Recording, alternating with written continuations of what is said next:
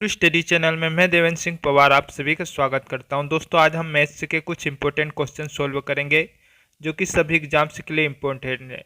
तो चलिए वीडियो को शुरू करते हैं। हमारा पहला प्रश्न है, एक घनाभ टंकी में 256 लीटर पानी है।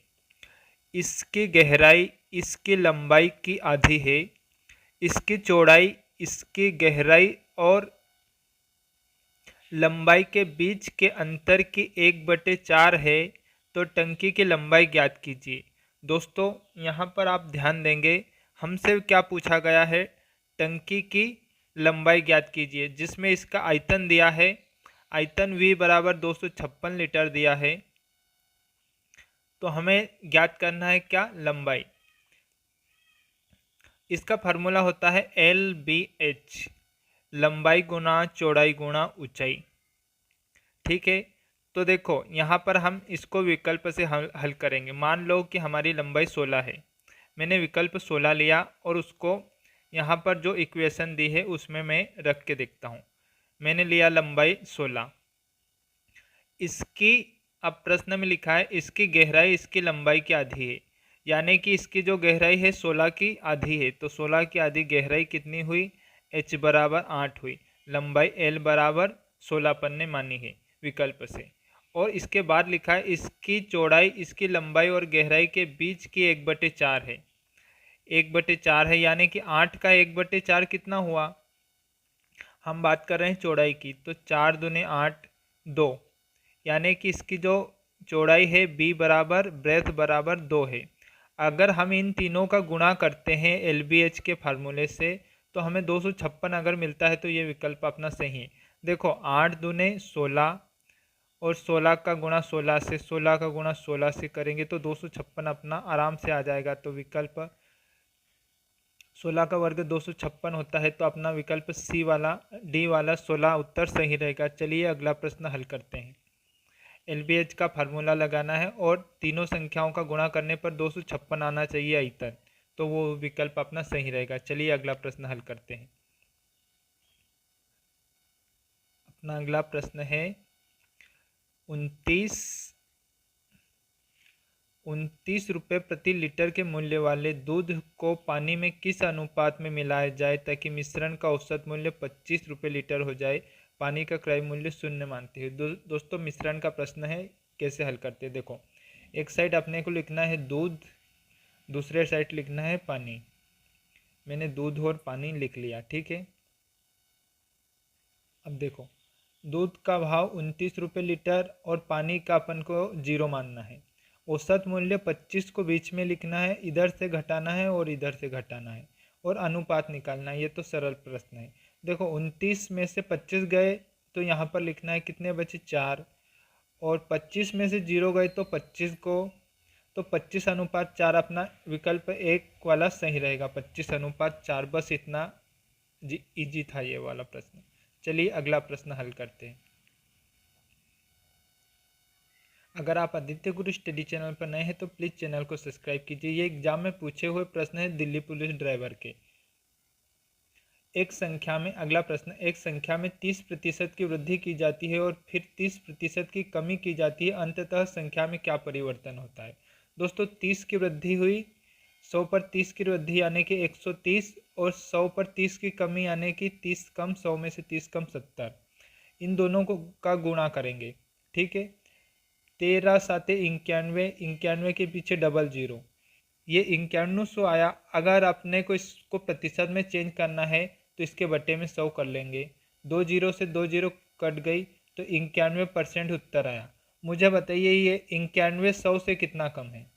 मुझे बताइए 91 100 से कितना कम है। 100 से ये 9 कम है। तो 9% की कमी हुई, यानी कि पहले संख्या 100% थी, अब कितनी है 91%।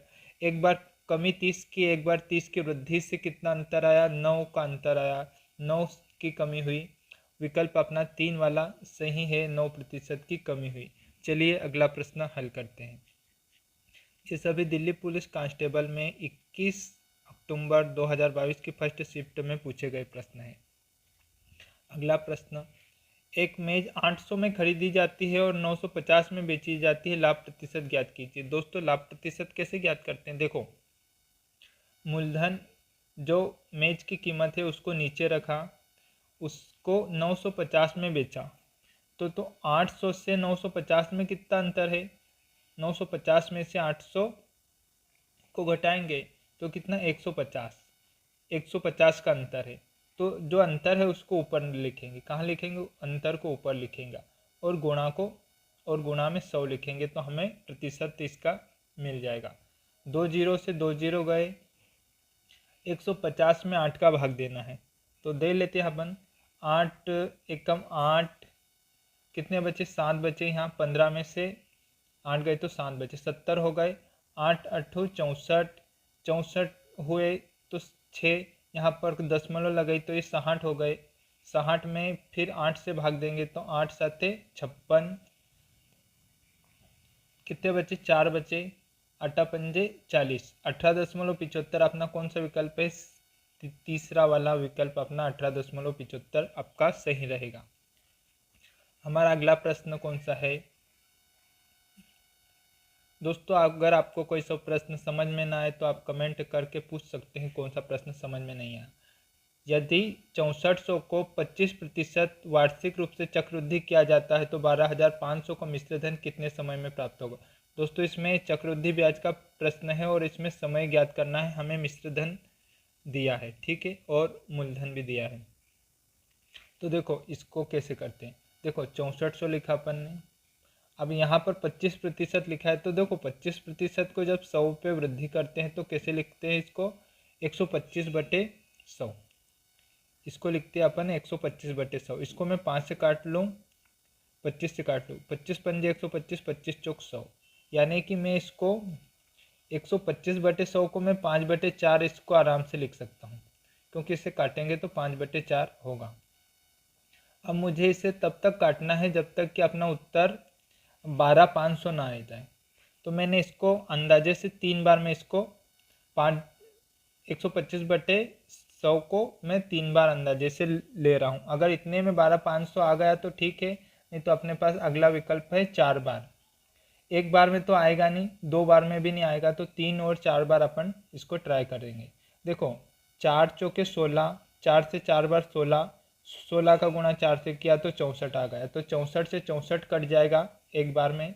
बचा अपने पास 5 गुणा 5 गुणा 100, तो 55 25, देखो 55 25, 25 पंजे 125, 125 के पीछे 2 जीरो लगाया, 125 के पीछे ये वाले 2 जीरो लगाए, तो कितने? 12500 अपना विकल्प।